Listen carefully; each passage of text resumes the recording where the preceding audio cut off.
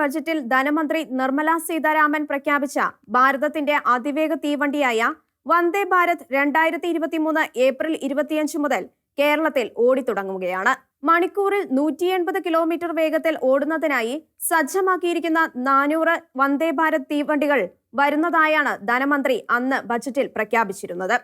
Indian റെയിൽവേയുടെ ഈ അതിവേഗ തീവണ്ടി പക്ഷേ കേരളത്തിൽ തിരുവനന്തപുരത്ത് നിന്നും കാസർഗോട്ടേക്ക് ഓടുന്നത് മണിക്കൂറിൽ ശരാശരി 100-ൽ താഴെ കിലോമീറ്റർ വേഗത്തിലായിരിക്കും. എങ്കിലും തിരുവനന്തപുരത്ത് നിന്നും രാവിലെ പുറപ്പെടുന്ന തീവണ്ടി ഉച്ചയ്ക്ക് കാസർഗോഡ് എത്തി രാത്രി തലസ്ഥാനത്ത് തിരിച്ചെത്തും. ധനമന്ത്രിയുടെ ബജറ്റ് പ്രഖ്യാപനത്തിന് മുമ്പ് 2019 ഫെബ്രുവരിയിൽ തന്നെ ആദ്യത്തെ വന്ദേ ഭാരത് തീവണ്ടി ഓടിത്തുടങ്ങി. ന്യൂഡൽഹിയിൽ നിന്നും പ്രധാനമന്ത്രി നരേന്ദ്രമോദിയുടെ നിയോജക മണ്ഡലമായ വാരണാസിയിലേക്കായിരുന്നു ആദ്യ തീവണ്ടി. വൈഫൈ അടക്കം യാത്രക്കാർക്ക് ഏറെ സൗകര്യങ്ങൾ ഉൾക്കൊള്ളുന്നതാണ് വന്ദേ ഭാരത് തീവണ്ടികൾ. ടിക്കറ്റ് നിരക്കുകൾ സ്വാഭാവികമായും കൂടുതലാണ്. രണ്ടാമത്തെ വണ്ടി 2019 ഒക്ടോബർ 3-ന് ന്യൂഡൽഹിയിൽ നിന്നും കാശ്മീരിലെ വൈഷ്ണവോദേവി ഖത്രയിലേക്ക് ഓടിത്തുടങ്ങി. മൂന്നാമത്തെ വണ്ടി 2022 സെപ്റ്റംബർ 30 മുതൽ മുംബൈയിൽ നിന്നും ഗുജറാത്തിലെ ഗാന്ധിനഗറിലേക്ക് ഓടിത്തുടങ്ങി. വന്ദേ ഭാരത് തീവണ്ടികളുടെ പരിഷ്കരിച്ച പതിപ്പായിരുന്നു ഇത്. നാലാമത്തെ തീവണ്ടി 2022 ഒക്ടോബർ 13 മുതൽ ന്യൂഡൽഹിയിൽ അംബ അന്തുരയിലേക്ക് ഓടിത്തുടങ്ങി. ഹരിയാന, പഞ്ചാബ്, ഹിമാചൽ സംസ്ഥാനങ്ങളിലൂടെ ഓടുന്നതാണ് ഈ തീവണ്ടി. അഞ്ചാമത്തെ തീവണ്ടി 2022 നവംബർ 10-ന് ചെന്നൈയിൽ നിന്നും മൈസൂരിലേക്ക് തിരിച്ചു. 2 സ്റ്റോപ്പുകൾ മാത്രമുള്ള തീവണ്ടിയാണിത്. ആറാമത്തെ തീവണ്ടി ബിലാസ്പൂരിൽ നിന്ന് നാഗ്പൂരിലേക്ക് 2022 ഒക്ടോബർ 11-ന് ഓടിത്തുടങ്ങി. ഏഴാമത്തെ വന്ദേ ഭാരത് ഹൗറയിൽ നിന്നും ന്യൂ ജൽപൈഗൂരിലേക്ക് ആയിരുന്നു. 2022 ഡിസംബർ 30-നായിരുന്നു ഈ തീവണ്ടി ഓട്ടം തുടങ്ങിയത്. എട്ടാമത്തെ തീവണ്ടി സെക്കന്ദരാബാദിൽ നിന്നും വിശാഖപട്ടണത്തിലേക്കും, 9ാമത്തെ വണ്ടി മുംബൈയിൽ നിന്നും ഷിദ്രി, 10ാമത്തെ വണ്ടി മുംബൈയിൽ നിന്നും സോളാപൂരിലേക്കും, 11ാമത്തെ വണ്ടി ഭോപ്പാലിൽ നിന്നും ഡൽഹിയിലേക്കും, 12ാമത്തെ വന്ദേ ഭാരത് സെക്കന്ദരാബാദിൽ നിന്നും തിരുപ്പതിയിലേക്കും, 13ാമത്തെ വണ്ടി ചെന്നൈയിൽ നിന്നും കോയമ്പത്തൂരിലേക്കും, 14ാമത്തെ വണ്ടി ഡൽഹിയിൽ നിന്നും അജ്മീറിലേക്കും ഓടുന്നു. കേരളത്തിലെത്തുന്നത് 15ാമത് വന്ദേ ഭാരത് വണ്ടിയാണ്. തിരുവനന്തപുരത്തു നിന്നും കണ്ണൂർ വരെ ഓടിക്കാനായിരുന്നു പരിപാടി. ആദ്യത്തെ ട്രയൽ റണ്ണും കണ്ണൂർ വരെയായിരുന്നു. എന്നാൽ അവസാനം കാസർഗോഡ് വരെ ഓടിക്കുന്നതിനാണ് തീരുമാനം.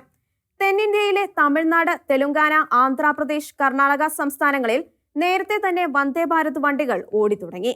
തമിഴ്നാട്ടിലും തെലുങ്കാനയിലും 1 അല്ല 2 വന്ദേ ഭാരത് തീവണ്ടികൾ വീതം ഓടുന്നുണ്ട്.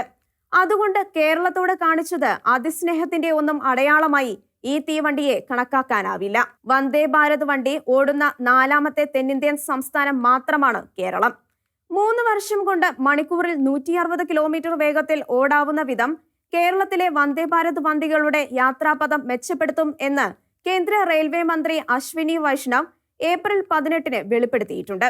നിലവിലെ ട്രാക്കുകളും സിഗ്നലുകളും പരിഷ്കരിക്കുവാൻ റെയിൽവേ 381 കോടി രൂപ അനുവദിച്ചതായും അദ്ദേഹം പറഞ്ഞു. 1 വർഷത്തിനകം ഈ പരിഷ്കരണം നടക്കുന്നതോടെ തീവണ്ടിയുടെ വേഗം മണിക്കൂറിൽ 110 കിലോമീറ്ററിലേക്ക് ഉയരും. പരിഷ്കരണത്തിന്റെ 2ാം ഘട്ടം പൂർത്തിയാകുന്നതോടെ തീവണ്ടിക്ക് മണിക്കൂറിൽ 130 കിലോമീറ്റർ വേഗത കൈവരും. 3 വർഷത്തിനകം 2ാം ഘട്ടം പൂർത്തിയാകും എന്നാണ് റെയിൽവേ മന്ത്രി വെളിപ്പെടുത്തിയത്. തീവണ്ടിയുടെ വേഗം മണിക്കൂറിൽ 160 കിലോമീറ്റർ ആക്കി ഉയർത്തുന്നതിനുള്ള പദ്ധതി തയ്യാറാക്കുന്നതായും അദ്ദേഹം വെളിപ്പെടുത്തി.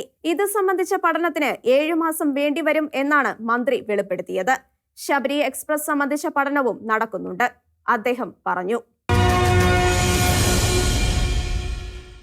കേന്ദ്ര സർക്കാരോ ഇന്ത്യൻ റെയിൽവേയോ കേരളത്തോട് കാണിച്ച വലിയ ഔദാര്യമൊന്നുമല്ല വന്ദേ ഭാരത് തീവണ്ടി എങ്കിലും 15ാമത്തെ വന്ദേ ഭാരത് വണ്ടിക്കായി കേരളത്തെ തിരഞ്ഞെടുത്തതിന് കേന്ദ്ര സർക്കാരിനോടും ഇന്ത്യൻ റെയിൽവേയോടും കേരളത്തിന് നന്ദി ഉണ്ടാവേണ്ടതാണ്. എന്നാൽ ഇടതുമുന്നണിയുടെ സമീപനം അതായിരുന്നില്ല. വന്ദേ ഭാരത് തീവണ്ടിക്ക് സ്പീഡ് കുറവായിരിക്കും തുടങ്ങിയ പ്രചരണങ്ങളുമായാണ് ഇടതുമുന്നണിയുടെ സൈബർ സൈന്യം വന്ദേ ഭാരതിനെ വരവേറ്റത്. ആഘോഷം BJP-കാർക്ക് മാത്രമായി വിട്ടുകൊടുത്തുകൊണ്ട് വന്ദേ ഭാരതിന്റെ ക്രെഡിറ്റ് പൂർണ്ണമായും അവർക്ക് ചാർത്താനുള്ള വിവേകക്കുറവും ഇടതുകാർ കാണിച്ചു. എന്നാൽ രാജ്മോഹൻ ഉണ്ണിത്താനെ പോലുള്ള കോൺഗ്രസ് നേതാക്കൾ ജനങ്ങളുടെ സന്തോഷത്തിൽ പങ്കെടുക്കാനും വന്ദേ ഭാരതിനെ സ്വാഗതം ചെയ്യാനും മുന്നിൽ നിന്ന് വിവേകം കാണിച്ചു. വന്ദേ ഭാരത് തീവണ്ടി വരുന്നത് കാണാൻ റെയിൽവേ സ്റ്റേഷനുകളിൽ എത്തിയവരെല്ലാം BJP-കാരല്ല. എന്നാൽ അവരെല്ലാം BJP-കാരാണ് എന്ന് ചാപ്പകുത്തി രസിക്കുകയാണ് ഇടതു നേതാക്കൾ. ആപത്താണ് ഇത്തരം ചാപ്പകുത്തലുകൾ. വികസനം ആരു കൊണ്ടുവന്നാലും ജനം സ്വാഗതം ചെയ്യും. അവരുടെ വോട്ടിങ്ങിന് അത് സ്വാധീനിക്കുകയും ചെയ്യും. അതുകൊണ്ട് മാത്രം വോട്ട് കിട്ടും എന്നല്ല, അതും ഘടകമാകും. റബ്ബർ വില കൂട്ടിത്തന്നാൽ കുറെ പേർ അതിനും തയ്യാറായെന്ന് വരും. ആരാണ് ജനങ്ങൾക്ക് ഉപകാരം ചെയ്യുന്നത് എന്നതാണ് ജനങ്ങളുടെ വിഷയം. കേരളത്തിലൂടെ മണിക്കൂറിൽ 160 കിലോമീറ്റർ വേഗത്തിൽ തീവണ്ടി ഓടിച്ചാൽ എന്റെ വോട്ട് BJPക്കാവും എന്ന് സോഷ്യൽ മീഡിയയിൽ പോസ്റ്റ് ചെയ്തവരിൽ ജനിച്ചിട്ട് ഇതുവരെ ഇടതുപക്ഷത്തിനല്ലാതെ വോട്ട് ചെയ്തിട്ടില്ല എന്ന് സ്വയം അവകാശപ്പെട്ട സിനിമാ നടനും ഉണ്ടായിരുന്നു. പിണറായിയുടെ സ്വപ്ന പദ്ധതിയായ സിൽവർ ലൈനിന് ബദലല്ല വന്ദേ ഭാരത് എന്ന് CPM സംസ്ഥാന സെക്രട്ടറി MV ഗോവിന്ദൻ പറയുമ്പോഴാണ് ഇടതു മനസ്സിൽ എരിയുന്ന കനൽ പുറത്തുവരുന്നത്. കേരളത്തിൽ അതിവേഗ തീവണ്ടി വേണം എന്ന ആഗ്രഹം മാത്രമല്ല പിണറായിയുടെ സിൽവർ ലൈൻ ആഗ്രഹത്തിന് പിന്നിൽ എന്ന് വ്യക്തമാകുകയല്ലേ ഈ സമീപനം. മണിക്കൂറിൽ 160 കിലോമീറ്റർ വേഗത്തിൽ ഓടുന്ന തീവണ്ടി 3 വർഷത്തിനകം കേരളത്തിൽ യാഥാർത്ഥ്യമാകുന്നതിന് കേന്ദ്രം തുടക്കം കുറിച്ചിരിക്കുന്നു. കേരളത്തിന് കാൽക്കാശ് ചിലവില്ല. ആയിരക്കണക്കിന് ജനങ്ങൾക്ക് കിടപ്പാടം പോകുന്നത് പോലുള്ള ദുരന്തങ്ങളില്ല. പറമ്പിന് നടുവിലൂടെ കേരയിൽ ഓടിച്ച് ഇരുവശവും സുരക്ഷിത മേഖല കൂടി എടുത്ത് ഭൂമി തരിശാക്കുന്ന ഏർപ്പാടും ഉണ്ടാവില്ല. കേരയിലിനായി ഏറ്റെടുക്കേണ്ടി വരുന്നത് 3000 ഏക്കർ സ്ഥലമാണ്. ഏതാണ്ട് അത്രയും സ്ഥലം കൂടി നഷ്ടപരിഹാരം പോലും കിട്ടാതെ സുരക്ഷിത മേഖലയാവും. അതോടെ അവിടെയും ഒന്നും ചെയ്യാനാകാതെ വരും. സർക്കാർ പ്രഖ്യാപിക്കുന്ന നഷ്ടപരിഹാരം സംബന്ധിച്ചും ജനങ്ങൾക്ക് ഭീതിയുണ്ട്. വല്ലാർപാടം ടെർമിനലിന് വേണ്ടി സ്ഥലം എടുത്ത മൂലംപള്ളിക്കാരുടെ ഓർമ്മ ആർക്കാണ് ഇല്ലാത്തത്? അതുകൊണ്ട് അഥവാ വന്ദേ ഭാരത് ഇല്ലെങ്കിൽ പോലും സിൽവർ ലൈൻ വേണ്ട എന്ന പക്ഷക്കാരാണ് അതിനുവേണ്ടി ത്യാഗം സഹിക്കേണ്ടി വരുന്നവർ. കേരളത്തിന് ലക്ഷ്യം വെക്കുന്ന പരമാവധി സ്പീഡ് മണിക്കൂറിൽ 200 കിലോമീറ്റർ ആണ്. എങ്കിലും ശരാശരി 130 കിലോമീറ്റർ ആവും സ്പീഡ്. 20 മിനിറ്റ് ഇടവിട്ട് വണ്ടി ഉണ്ടാവും എന്നാണ് പറയുന്നത്. ദിവസവും അത്ര യാത്രക്കാർ ഉണ്ടാവുമോ? ഉണ്ടായാൽ തന്നെ പദ്ധതി വയബിൾ ആകുമോ? കേരളത്തിലെ തീവണ്ടി യാത്രക്കാരിൽ 13% കേരളിന് കിട്ടും എന്ന പ്രതീക്ഷയിലാണ് കേരളുകാർ. വന്ദേ ഭാരതിന്റെ വേഗം മണിക്കൂറിൽ 180 കിലോമീറ്റർ ആക്കപ്പെട്ടാൽ എത്ര പേർ കേരളിന് പോകും? തിരുവനന്തപുരം മുതൽ കാസർഗോഡ് വരെയുള്ള 529.45 കിലോമീറ്ററാണ് കേരയിൽ പണിയുവാൻ പരിപാടി. 11 ജില്ലകളെ കടന്നു പോകുന്ന കേരയിൽ തീവണ്ടി 4 മണിക്കൂർ കൊണ്ട് തിരുവനന്തപുരത്ത് നിന്ന് കാസർഗോഡ് എത്തും എന്നാണ് പ്രതീക്ഷിക്കുന്നത്.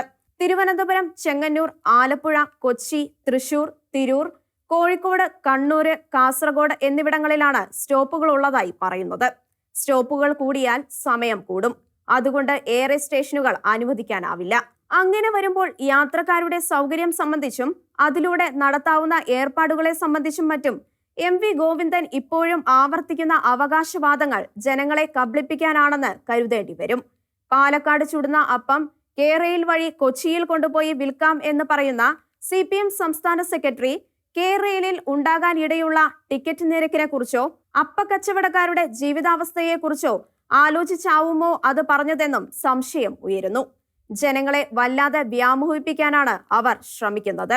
കേരളത്തെ രണ്ടായി വെട്ടിമുറിച്ചു പോകുന്ന കേരയിൽ പ്രളയം പോലുള്ള അവസരങ്ങളിൽ ഉണ്ടാക്കാവുന്ന കൃത്രിമ വെള്ളക്കെട്ടുകളും അവ ഉണ്ടാക്കാവുന്ന വൻ ദുരന്തങ്ങളും സാധ്യതകളും റെയിൽവേയുടെ ഈ വന്ദേ ഭാരത് പദ്ധതിക്ക് ഇല്ല.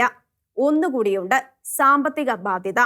ജീവനക്കാർക്ക് ശമ്പളം കൊടുക്കാൻ പോലും കാശില്ലാത്ത, പെട്രോളിന് സെസ്സും കുടിവെള്ളത്തിന് പോലും കൂറ്റൻ വില വർധനവും നടത്തി ജനങ്ങളെ പിഴിയുന്ന സർക്കാരിന് 2 ലക്ഷം കോടി രൂപ കൂടി കടമെടുത്ത് ദീപാവലി കുളിക്കാനുള്ള ആഗ്രഹമാണ് സിൽവർ ലൈൻ പദ്ധതിക്ക് പിന്നിൽ എന്ന് ഭയപ്പെട്ടു പോവുകയാണ്.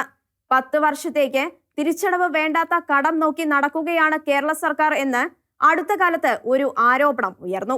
അവരാണ് 2 ലക്ഷം കോടിയുടെ പദ്ധതിക്കായുള്ള സ്വപ്നം വന്ദേ ഭാരതിലൂടെ നാടിനും നാട്ടുകാർക്കും വലിയ തലവേദനയില്ലാത്ത ഒരു അതിവേഗ തീവണ്ടി കേരളത്തിൽ ഓടിത്തുടങ്ങുന്നു. നിശ്ചയമായും ജനങ്ങൾ നിറഞ്ഞ മനസ്സോടെ ആ പദ്ധതിയെ സ്വാഗതം ചെയ്യുന്നു. വികസനം വോട്ടാകുമെങ്കിൽ BJPയുടെ സാധ്യത കുറെ കൂടി മെച്ചമാവുകയും ചെയ്യുന്നു. ലോക്സഭാ തെരഞ്ഞെടുപ്പിന് മുന്നോടിയായി ജനങ്ങളുടെ വോട്ട് തട്ടാനാണ് വന്ദേ ഭാരത് കൊണ്ടുവരുന്നത് എന്നും ന്യായമായും സംശയിക്കാവുന്നതാണ്.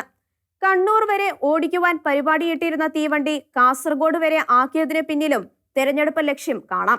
BJPക്ക് പ്രതീക്ഷയുള്ള മണ്ഡലമാണ് കാസർഗോഡ്. മിക്കവാറും 2ാം സ്ഥാനത്തെത്തുന്ന പാർട്ടി. മാത്രവുമല്ല, ഇടത് സർക്കാരിന്റെ കേരയിൽ കാസർഗോഡ് വരെയാണ് വിഭാവനം ചെയ്യുന്നത്. വികസന കാര്യങ്ങളിൽ മത്സരിച്ച് ജനങ്ങളുടെ പിന്തുണ നേടാൻ പാർട്ടികൾ മത്സരിക്കുന്നത് ജനങ്ങൾക്കും നാടിനും നല്ലതാണ്. തീവണ്ടി സംവിധാനങ്ങളിൽ യാതൊരു മാറ്റവും വരുത്താതെ വന്ദേ ഭാരതം തീവണ്ടി കേരളത്തിലൂടെ ഓടിക്കുവാൻ തീരുമാനിച്ചത് മനം ഇടിഞ്ഞു കഴിയുന്ന സിൽവർ ലൈനിനെ ഉണർത്തുന്നതിനുള്ള പരിപാടിയുടെ ഭാഗമായിരുന്നോ എന്ന ചോദ്യവും ഉയരുന്നുണ്ട്. കേരളത്തിലെ BJP നേതൃത്വം പാടെ എതിർത്തിട്ടും പക്ഷേ കേരയിൽ ഉപേക്ഷിച്ചിട്ടില്ലെന്ന് കേന്ദ്ര റെയിൽവേ മന്ത്രിയുടെ വാക്കുകൾ സിൽവർ ലൈൻകാരുടെ പ്രതീക്ഷ വീണ്ടും മുളപ്പിക്കുന്നുണ്ട്. നിലവിലുള്ള DPR അപ്രായോഗികമാണെന്നും പുതിയ DPR നൽകിയാൽ പരിഗണിക്കാം എന്നുമാണ് അദ്ദേഹത്തിന്റെ വാഗ്ദാനം. ഇത് കേൾക്കുമ്പോൾ ലാവ്ലിൻ കേസ് CBI അനന്തമായി നീട്ടുന്നത് പോലെ BJPയും പിണറായിയും തമ്മിൽ എന്തോ അന്തർധാരകൾ ഇല്ലേ എന്ന് സംശയിച്ചു പോകും. ഏതാനും ദിവസങ്ങൾക്ക് മുൻപ് മെട്രോമാൻ E ശ്രീധരന് പെട്ടെന്ന് ഒരു ഉൾവിളി ഉണ്ടായി. സിൽവർ ലൈൻ മികച്ച പദ്ധതിയാണ്. അത് കഴിഞ്ഞ് ഏതാനും ദിവസം കഴിഞ്ഞപ്പോൾ ആ പ്രഖ്യാപനമുണ്ടായി. കേരളത്തിലെ ആദ്യത്തെ വന്ദേ ഭാരത് തീവണ്ടി ഏപ്രിൽ 25-ന് പ്രധാനമന്ത്രി നരേന്ദ്രമോദി ഫ്ളാഗ് ഓഫ് ചെയ്യുന്നു. നിലവിലുള്ള തീവണ്ടി സംവിധാനങ്ങളിൽ ഒരു മാറ്റവും വരുത്താതെയാണ് വന്ദേ ഭാരതവും ഓടിക്കുന്നത്. 2 ട്രയൽ റൺ നടത്തി. ആദ്യം കണ്ണൂർ വരെ 7 മണിക്കൂർ, രണ്ടാമത്തെ ഓട്ടം കാസർഗോഡ് വരെ സമയം 7.5 മണിക്കൂർ, തിരിച്ച് തിരുവനന്തപുരത്തേക്ക് വരുമ്പോൾ എടുത്തത് 8 മണിക്കൂർ സമയം. അതോടെ വിമർശനങ്ങളായി. വളരെ ആസൂത്രിതമായാണ് അത് വരുന്നത്. മെട്രോമാൻ തന്നെ വെടിപൊട്ടിച്ചവരിൽ ഉണ്ടായിരുന്നു. മണിക്കൂറിൽ 130 കിലോമീറ്റർ സ്പീഡുള്ള വണ്ടി 80 കിലോമീറ്ററിൽ ഓടിക്കുന്നത് മണ്ടത്തരമാണ്, അദ്ദേഹം പറഞ്ഞു. ടിക്കറ്റ് നിരക്ക് വന്നപ്പോൾ വിമർശനം വർദ്ധിച്ചു. കണ്ണൂർക്ക് 2138 രൂപയാണ് വന്ദേ ഭാരതം നിരക്ക്. 8 മണിക്കൂർ എടുക്കുകയും ചെയ്യും. വിമാനത്തിൽ അത് 2138 രൂപയാണത്രേ. KSRTCയുടെ മിന്നൽ ബസ്സിൽ 671 രൂപയ്ക്ക് എത്താൻ പോലും. പക്ഷേ ലോ ഫ്ലോറിലോ. സിൽവർ ലൈനിൽ 1325-ന് യാത്ര നടക്കും എന്നാണ് സിൽവർ ലൈനിന്റെ വാക്താക്കൾ പറയുന്നത്. അത് വിശ്വസിക്കുവാൻ ബുദ്ധിമുട്ടുണ്ട്. റോഡ് സൈഡിലെ പാർക്കിംഗ് ഫീസ് പോലും കുത്തിനെ ഉയർത്തുന്നവർ ജനങ്ങളെ കബളിപ്പിക്കുകയല്ല എന്ന് ആർക്ക് പറയാനാവും? അഥവാ സിൽവർ ലൈൻ വന്നാലും ഇപ്പോൾ നിരക്ക് പറയുന്നതൊന്നും അന്ന് കാണണമെന്നും ഇല്ലല്ലോ. കേരളം എടുക്കുന്ന 2 ലക്ഷം കോടി രൂപയ്ക്ക് ഇന്നുള്ളവരല്ലല്ലോ അന്ന് കണക്ക് പറയേണ്ടി വരിക. ചുരുക്കത്തിൽ വന്ദേ ഭാരതത്തിന്റെ ആഗമനത്തിലൂടെ സാഹചര്യം സിൽവർ ലൈനിന് അനുകൂലമാകുകയാണോ എന്നും തോന്നാം. ഏതായാലും മഞ്ഞ കുറ്റികൾ സ്ഥാപിച്ച പറമ്പുകളുടെ ഉടമകൾക്ക് ബാങ്ക് വായ്പ പോലും കിട്ടാത്ത സ്ഥിതിയാണ് കേരളയിൽ നടത്തിയ ജനസേവനം. ഇവിടെയാണ് BJPയും CPMും തമ്മിൽ ചില രഹസ്യധാരണകൾ ഇല്ലേ എന്ന ചോദ്യം ഉയരുന്നത്.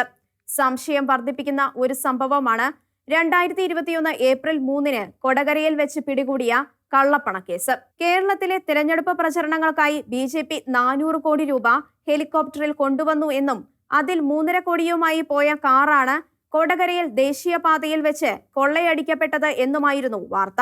3.5 കോടിയിൽ 1.45 കോടിയുടെ കള്ളപ്പണം പോലീസ് പിടികൂടിയതായും വാർത്ത വന്നു. കേരള പോലീസ് കേസ് അന്വേഷണം തുടങ്ങി. RSS പ്രവർത്തകനായ ധർമ്മരാജൻ അയച്ച പണമാണതെന്ന് പോലീസ് കണ്ടെത്തി. ധർമ്മരാജൻ വഴി അന്വേഷണം BJP സംസ്ഥാന പ്രസിഡന്റ് K സുരേന്ദ്രനിലേക്കും മകൻ ഹരികൃഷ്ണനിലേക്കും ഒക്കെ എത്തി.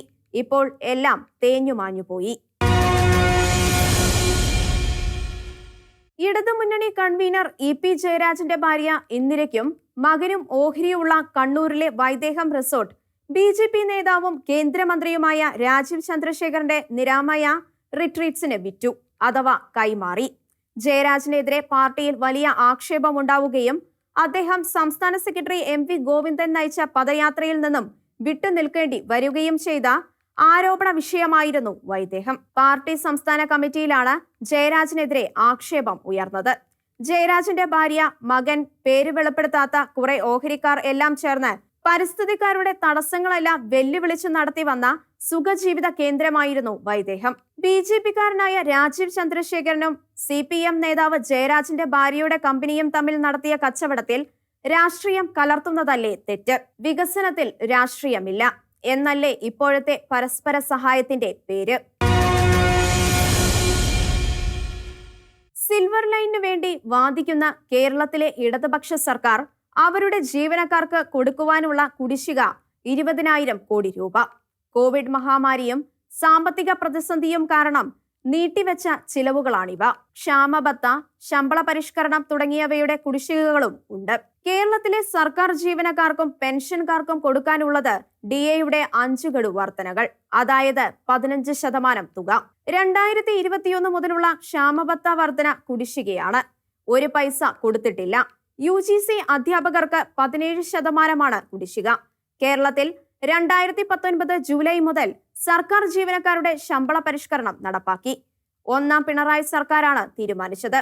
20 മാസത്തെ ശമ്പള കുടിശ്ശിക 4 ഗഡുവായി ജീവനക്കാരുടെ പ്രൊവിഡന്റ് ഫണ്ടിൽ ലയിപ്പിക്കുവാനും പെൻഷൻകാർക്ക് തുക 4 ഗഡുവായി പണമായി നൽകുവാനും സർക്കാർ തീരുമാനിച്ചു. പണം വേണ്ടേ? പെൻഷൻകാർക്ക് 2 ഗഡു കുടിശ്ശിക കൊടുത്തു. ജീവനക്കാരുടെ 1 ഗഡു പോലും പ്രൊവിഡന്റ് ഫണ്ടിൽ നിക്ഷേപിച്ചില്ല. ഏപ്രിലിൽ 25% PFൽ ഇടാൻ തീരുമാനിച്ചെങ്കിലും നടന്നില്ല. പണം വേണ്ടേ? ജീവനക്കാരുടെ ലീവ് സറണ്ടർ PFൽ ലയിപ്പിക്കാൻ തീരുമാനിച്ചു. 4 വർഷത്തേക്ക് പിൻവലിക്കുവാൻ ആകില്ല എന്ന വ്യവസ്ഥയിലായിരുന്നു അത്. ജീവനക്കാരുടെ ശമ്പള പരിഷ്കരണം താങ്ങാനാവാത്ത ബാധ്യതയാണ് സർക്കാരിന് ഉണ്ടാക്കിയത്. സാമ്പത്തിക വിദഗ്ധർ പല കാലങ്ങളായി ചൂണ്ടിക്കാണിക്കുന്ന സത്യമാണിത്. ഇന്ത്യയിൽ 5 വർഷത്തിൽ ഒരിക്കൽ ശമ്പള പരിഷ്കരണം നടത്തുന്ന സംസ്ഥാനം കേരളം മാത്രമാണ്. കേന്ദ്ര സർക്കാരിൽ 10 വർഷത്തിൽ ഒരിക്കലാണ് പരിഷ്കരണം. കേരളത്തിലെ സഖാക്കൾ സമരം ചെയ്ത് നേടിയ അവകാശമാണിത്. പിണറായിക്ക് നിർത്താനാവുമോ? 2021 24,000 കോടിയുടെ അധിക ബാധ്യതയാണ് ഇതുമൂലം ഉണ്ടായത്. കേരളത്തിൽ 5 വർഷത്തിൽ ഒരിക്കൽ ശമ്പളം പുതുക്കുന്ന രീതി തുടർന്നാൽ 2024 ജൂലൈയിൽ അതുണ്ടാവണം. നടക്കുമോ? പക്ഷേ 2019 ശമ്പള പരിഷ്കരണ കുടിശ്ശിക പോലും കൊടുക്കാത്തവർ എന്തു ചെയ്യാനാണ്? കേരളത്തിലെ പതിവനുസരിച്ച് സർക്കാരിന്റെ അവസാന വർഷം ശമ്പള പരിഷ്കരണ സമിതിയെ നിയോഗിക്കുകയും അവരുടെ ശുപാർശകൾ മുൻകാല പ്രാബല്യത്തോടെ നടപ്പാക്കുകയും ചെയ്യും. അടുത്ത സർക്കാരിനാവും തലവേദന. അങ്ങനെ വന്ന ബാധ്യതയുടെ പേരിൽ 2001 ആന്റണി സർക്കാർ കർശനമായ ചില നടപടികൾ എടുത്തു. പല ആനുകൂല്യങ്ങളും കുറെ കാലത്തേക്ക് മരവിപ്പിച്ചു. ഇടത് സംഘടനകൾ വലിയ സമരം ചെയ്തു. സമരത്തിൽ പങ്കെടുക്കാതിരുന്ന കോൺഗ്രസ് സംഘടനയുടെ വനിതാ പ്രവർത്തകയെ ആക്രമിച്ച് ഗുരുതരമായി പരിക്കേൽപ്പിച്ചു. അതെല്ലാം പഴയ കഥ. ഇപ്പോൾ സഖാക്കൾ വളരെ നല്ലവരായി.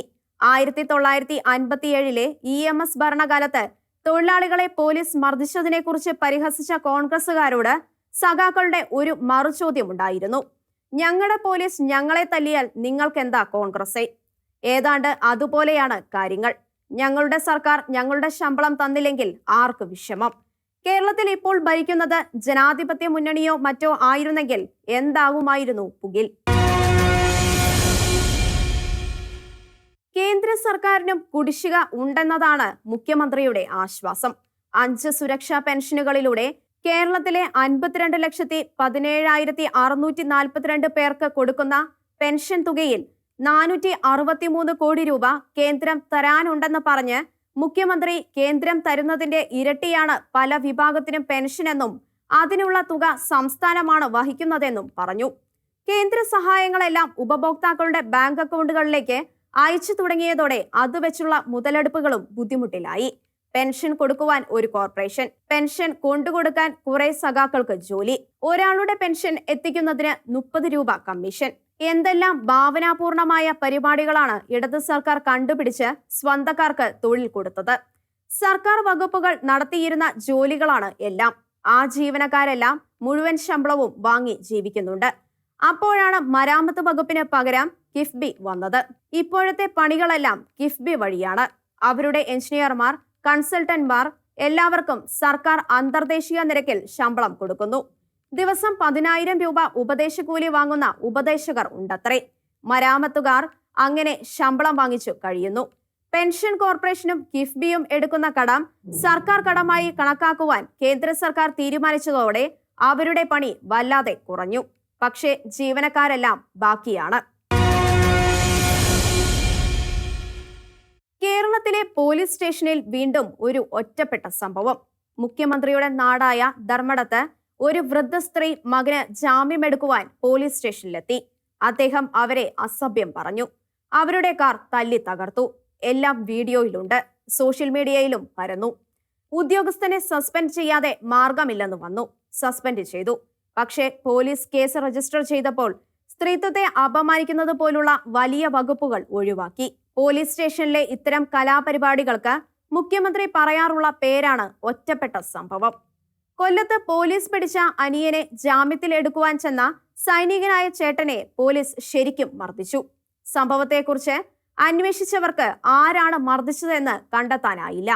കേരള പോലീസിൽ ഇത്തരം സംഭവങ്ങൾ ഏതാണ്ട് നിത്യേനയായി. കേരള പോലീസിലെ 55,000 ജീവനക്കാരിൽ ചെറിയ ശതമാനം മാത്രമാവും ഇത്തരം സാമൂഹിക വിരുദ്ധർ. പക്ഷേ അവർക്കാണ് കൂടുതൽ പബ്ലിസിറ്റി. പോലീസ് സ്റ്റേഷനുകളിലെ മർദ്ദനവും കൊലയും ആദ്യ സംഭവമല്ല.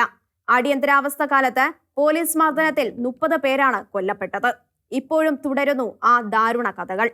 പോലീസിലെ കുറ്റവാളികളുടെ സംഖ്യയും കൂടുന്നു. കേരള പോലീസിലെ 744 പേർ ക്രിമിനൽ കേസ് പ്രതികളാണ്. സ്ത്രീധന പീഡനം മുതൽ പോസ്കോ കേസുകൾ വരെയാണുള്ളത്. 691 പേർക്കെതിരെ വകുപ്പ് തല അന്വേഷണം. ഗുരുതരമായ കേസിൽ പ്രതികളായ 59 പേരുണ്ട്. എന്നാൽ കർശനമായ നടപടികൾ എടുക്കുവാൻ അധികാരികൾ മടിക്കുന്നു. 2016 ജൂണിൽ മുഖ്യമന്ത്രി പറഞ്ഞത് ഗുണ്ടകളെ വെച്ച് പൊറിപ്പിക്കില്ലെന്ന് തന്നെയാണ്. എന്നാൽ കഴിഞ്ഞ 10 വർഷത്തിനിടെ പുറത്താക്കപ്പെട്ടത് 20-ൽ താഴെ കുറ്റവാളികൾ മാത്രം. തൃക്കാക്കര കൂട്ടബലാത്സംഗ കേസിൽ പുറത്താക്കപ്പെട്ട PR സുനു 16 ക്രിമിനൽ കേസിൽ പ്രതി. 15 തവണ വകുപ്പ് തല ശിക്ഷ വാങ്ങി. എന്നിട്ടും പോലീസിൽ തുടരുന്നു. 2023 ജനുവരിയിൽ പുറത്താക്കപ്പെട്ട 3 പേർ സ്ത്രീധന പീഡന കേസിൽ പ്രതികളാണ്. സസ്പെൻഷൻ, സ്ഥലമാറ്റം എന്നിവ കൊണ്ട് മാറ്റം ഉണ്ടാവില്ല. സസ്പെൻഷൻ കാലത്ത് 60% ശമ്പളം കിട്ടും. 6 മാസത്തിനു ശേഷം തിരിച്ചു കയറാം. പലപ്പോഴും സംഭവം മാധ്യമങ്ങൾ വിടുമ്പോൾ തന്നെ തരിച്ചു കയറും. പത്തനംതിട്ടയിൽ ആരോഗ്യമന്ത്രി വീണ ജോർജിനെതിരെ ഓശാന ഞായറാഴ്ച പുലർച്ചെ പ്രത്യക്ഷപ്പെട്ട പോസ്റ്ററുകൾ ഒട്ടിച്ച കേസിൽ ഓർത്തഡോക്സ് യുവജന പ്രസ്ഥാനം പ്രവർത്തകന്റെ വീട്ടിൽ നിന്നും കാർ പിടിച്ചെടുക്കുവാൻ 70 പോലീസുകാർ ചെന്നത് മനുഷ്യാവകാശ ലംഘനമായി കുന്നംകുളം ഭദ്രാസനാധിപൻ ഗീവർഗീസ് മാർ യുലിയോസ മെത്രാപ്പൊലീത്ത ചിത്രീകരിച്ചതിൽ മന്ത്രി വീണയുടെ ഭർത്താവിന് വല്ലാത്ത രോഷം. വീണയ്ക്കെതിരെ നോട്ടീസുകൾ പതിച്ചവർക്കെതിരെ കലാപശ്രമത്തിനാണ് പോലീസ് കേസെടുത്തിരിക്കുന്നത്. മാർ യുലിയോസ മെത്രാപ്പൊലീത്ത സഭയുടെ മഹാദുരന്തം എന്നാണ് ഓർത്തഡോക്സ് സഭയുടെ മുൻ സഭാ സെക്രട്ടറി ആയിരുന്ന വീണയുടെ ഭർത്താവ് ജോർജ് ജോസഫ് പരിഹസിച്ചത്. ആർക്കും താങ്ങാൻ പറ്റാത്ത ആളായി അദ്ദേഹം മാറി. അദ്ദേഹത്തെ നിയന്ത്രിക്കുവാൻ ആരുമില്ല. കയറൂരി വിട്ടിരിക്കുന്നു എന്നെല്ലാം സ്വകാര്യ ചാനലിൽ അദ്ദേഹം കുറ്റപ്പെടുത്തി. മറുപടി അർഹിക്കുന്ന പ്രതികരണമല്ല ജോർജിന്റേത് എന്ന് മെത്രാപ്പൊലീത്തയും പറഞ്ഞു. താൻ ആരെയും കുറ്റപ്പെടുത്തിയില്ല. ഓർത്തഡോക്സ് യുവജന പ്രസ്ഥാനത്തിലെ ഒരു പ്രവർത്തകനെതിരായ പോലീസ് രാജിനെ കുറിച്ചാണ് പറഞ്ഞത്. അദ്ദേഹം വിശദീകരിച്ചു. കെട്ടടങ്ങിയ കേസ് കുത്തിപ്പൊക്കുവാനാണ് നോട്ടം. പോസ്റ്റർ പ്രശ്നത്തിൽ സഭയെ വലിച്ചിഴയ്ക്കുവാൻ പലരും നോക്കി. നടന്നില്ല. എല്ലാവരും കൈയൊഴിഞ്ഞപ്പോൾ മെത്രാപ്പൊലീത്ത രക്ഷകനായി എത്തി. ജോർജ് കുറ്റപ്പെടുത്തി. അതാണ് വിഷയം. ഓർത്തഡോക്സ് സഭയുടെ കടുത്ത പിന്തുണ കൊണ്ട് രക്ഷപ്പെട്ട് മന്ത്രിയായ വീണ സഭയുടെ വിഷയം വന്നപ്പോൾ കൂടെ നിൽക്കുന്നില്ല. അതാണ് ഇടതുകാരുടെ കൂടെ പോകുന്ന എല്ലാ മനുഷ്യരുടെയും ദയനീയാവസ്ഥ. അവർക്ക് പദവികൾ കിട്ടിയേക്കാം, പക്ഷേ പലപ്പോഴും വാ തുറക്കാൻ കഴിയാതെ വരും. കേരളത്തിലെ ജലസേചന വകുപ്പ് 2023 ഏപ്രിൽ 17 രാവിലെ 10:30 മസ്കറ്റ് ഹോട്ടലിൽ വെച്ച് കേരളത്തിന്റെ ജനകീയ ജല ബജറ്റ് പ്രകാശനം നടത്തി. പശ്ചിമഘട്ട നീർച്ചാൽ ശൃംഖലകളുടെ വീണ്ടെടുപ്പ് 3ാം ഘട്ട ഉദ്ഘാടനമായിരുന്നു നടന്നത്. മുഖ്യമന്ത്രി ഉദ്ഘാടകൻ, ജലസേചന മന്ത്രി റോഷി അഗസ്റ്റിൻ അധ്യക്ഷൻ. ചടങ്ങ് സംബന്ധിച്ച് PRD കൊടുത്ത ഇനി ഞാൻ ഒഴുകട്ടെ എന്ന നല്ല ശീർഷകത്തിലുള്ള പത്രപരസ്യത്തിൽ പക്ഷേ മുഖ്യമന്ത്രിയുടെ മാത്രം ചിത്രം. വകുപ്പ് മന്ത്രിയും ഘടകകക്ഷി നേതാവുമായ റോഷിയുടെ പടം പോലും ഇല്ല. അതാണ് ഇടതു ഭരണം. വൈക്കം സത്യാഗ്രഹം സംബന്ധിച്ച് നടന്ന പരിപാടിയിൽ സ്ഥലം MLA CPI-കാരി ആശയുടെ ചിത്രം ഇല്ലാത്തത് അവർ വിഷയമാക്കി. പക്ഷേ ഇവിടെ ആരും വിഷയമാക്കിയതും ഇല്ല. സ്വവർഗ വിവാഹബന്ധം സംബന്ധിച്ച ഏപ്രിൽ 19 മുതൽ സുപ്രീം കോടതിയിൽ നടക്കുന്ന കേസ് പൊതുസമൂഹത്തിൽ വലിയ സന്ദേഹം ഉയർത്തുകയാണ്. ചീഫ് ജസ്റ്റിസ് Y ചന്ദ്രചൂഡ്, ജഡ്ജിമാരായ സഞ്ജയ കൗൾ, രവീന്ദ്ര ഭട്ട്, ഹിമ കോഹ്ലി, PS നരസിംഹ എന്നിവരാണ് കേസ് കേൾക്കുന്നത്. ഇക്കാര്യം തീരുമാനിക്കേണ്ടത് കോടതിയല്ല, പാർലമെന്റാണ്. കേന്ദ്ര സർക്കാരിന് വേണ്ടി ഹാജരായ അഭിഭാഷകൻ തുഷാർ മേത്ത കോടതിയിൽ വാദിച്ചു. സ്വവർഗ വിവാഹം ഭാരതത്തിലെ എല്ലാ വ്യക്തി നിയമങ്ങൾക്കും എതിരാണെന്നും അദ്ദേഹം വാദിച്ചു. വ്യക്തി നിയമത്തിൽ കൈകടത്തുന്നില്ല എന്നായി കോടതി. പക്ഷേ ഇന്ത്യയുടെ പ്രത്യേക വിവാഹ നിയമത്തിൽ ഉൾപ്പെടുത്താം. സർക്കാർ തടസ്സം വകവയ്ക്കാതെ കേസ് കേൾക്കുവാൻ കോടതി തീരുമാനിച്ചു. എങ്കിൽ സർക്കാർ വാദിക്കേണ്ടതുണ്ടോ എന്ന് എനിക്ക് എന്റെ കക്ഷിയോട് ചോദിക്കേണ്ടി വരും എന്ന് തുഷാർ മേത്ത തുറന്നടിച്ചു. അപ്പോൾ ജസ്റ്റിസ് കൗൾ ചോദിച്ചു, ഇത്രയും വലിയ കേസിൽ സർക്കാർ അഭിപ്രായം പറയില്ലെന്നു. തുഷാർ മേത്ത വിട്ടില്ല. എനിക്ക് നിർദ്ദേശം കിട്ടേണ്ടതുണ്ട്. എവിടെയാണ് ചർച്ച നടക്കേണ്ടത് എന്നാണ് വിഷയം, അദ്ദേഹം പറഞ്ഞു. സംസ്ഥാനങ്ങളെ കൂടി കേട്ട ശേഷം കേന്ദ്രത്തിന്റെ തടസ്സം പരിഗണിക്കാം, മേത്ത വാദിച്ചു. 10 ദിവസത്തിനകം അഭിപ്രായം പറയുവാൻ കേന്ദ്രം സംസ്ഥാനങ്ങളോട് ആവശ്യപ്പെട്ടിരിക്കുകയാണ്. സ്വവർഗ വിവാഹം വേണം, വാദികൾക്കു വേണ്ടി ഹാജരായ അഭിഭാഷകൻ മുകുൾ റോഹത്ഗി പറഞ്ഞു.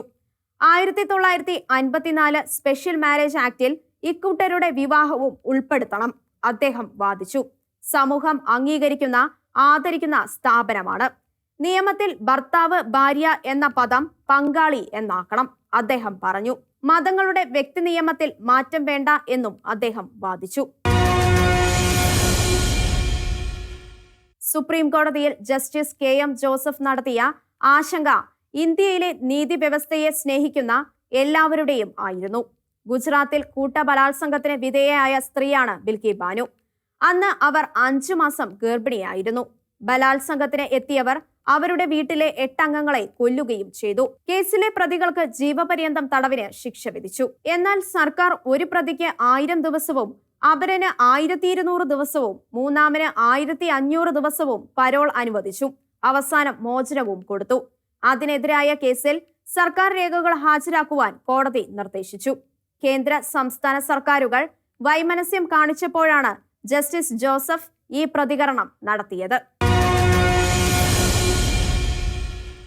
കേരളത്തിലെ ഇടതു വലതു മുന്നണികൾ ക്രൈസ്തവരെ അവഗണിച്ചും മുസ്ലിം പ്രീണന പ്രവർത്തികൾ നടത്തുന്നതായുള്ള വികാരം കേരളത്തിലെ ക്രൈസ്തവരിൽ വ്യാപകമാകുന്നുണ്ട്. അതിനുള്ള കാരണങ്ങൾ കർദിനാൾ മാർ ജോർജ് ആലഞ്ചേരി ഈസ്റ്റർ ദിനത്തിലെ അഭിമുഖത്തിൽ തുറന്ന് പറഞ്ഞിട്ടുമുണ്ട്. ഈ വികാരം ശക്തമാകുന്നുണ്ട്. അത് നിശബ്ദമായ അടിയൊഴുക്ക് തന്നെയാവും. 2021 നിയമസഭാ തെരഞ്ഞെടുപ്പിൽ ഈ വികാരം ഇടതുമുന്നണിക്ക് പ്രയോജനം ചെയ്തിട്ടുമുണ്ട്. പക്ഷേ അടുത്ത തിരഞ്ഞെടുപ്പുകളിൽ ആ വികാരം കൈക്കൊള്ളുന്ന രൂപം എന്താകുമെന്ന് പറയാറായിട്ടില്ല. ഈ വികാരം തങ്ങൾക്ക് അനുകൂലമാക്കുവാൻ BJP ബോധപൂർവമായ നീക്കം ആരംഭിച്ചു കഴിഞ്ഞു. സമുദായത്തിന്റെ പേര് പറഞ്ഞ് വോട്ട് നേടിയ പലർക്കും സ്വന്തം താല്പര്യങ്ങളല്ലാതെ സമുദായ സ്നേഹമോ അഭിമാനമോ ഇല്ലായിരുന്നു എന്നതാണ് സമീപകാല ദുരന്തം. ഇവ രണ്ടുമുള്ള നേതാക്കൾ ഉയരാതെ ഈ വികാരത്തെ കൃത്യമായി ചാലുകീറാനാവില്ല എന്നതാണ് യാഥാർത്ഥ്യം. വിവാഹ തടസ്സങ്ങൾ, കുട്ടികളില്ലായ്മ, വിദേശ പലായനം തുടങ്ങിയ കാര്യങ്ങൾ മൂലം ക്രൈസ്തവ സമൂഹം കേരളത്തിൽ ശോഷിച്ചു വരികയാണ്. ഈ പ്രതിസന്ധിയെ തരണം ചെയ്യാൻ ഭാവനാസമ്പന്നരായ നേതാക്കൾ ഉണ്ടാവേണ്ടതുണ്ട്. തട്ടിക്കൂട്ട് ഏർപ്പാടുകൾ ചിലർക്ക് ഗുണമുണ്ടാക്കിയേക്കാം എന്നല്ലാതെ സമൂഹത്തിന് ഗുണം ചെയ്യില്ല. അടിയന്തരാവസ്ഥ കാലത്ത് കേരളത്തിലെ കേരള കോൺഗ്രസിനെ കോൺഗ്രസ് മുന്നണിയിൽ ഉൾപ്പെടുത്തുവാൻ പല ദേശീയ വിഷയങ്ങളിലും സഭയ്ക്ക് അനുകൂലമായ നിലപാട് എടുക്കുവാൻ ഇന്ദിരാഗാന്ധി തയ്യാറായ സംഭവമുണ്ട്. കേരളത്തിലെ ക്രൈസ്തവ സമൂഹം ശക്തി നേടിയാൽ ഭാരതത്തിലെ സമൂഹത്തിനാകെ നേട്ടങ്ങൾ ഉണ്ടാക്കാനാവും. ഷീലോഹിന്റെ കാഴ്ചകൾ ഇനി അടുത്ത ആഴ്ച.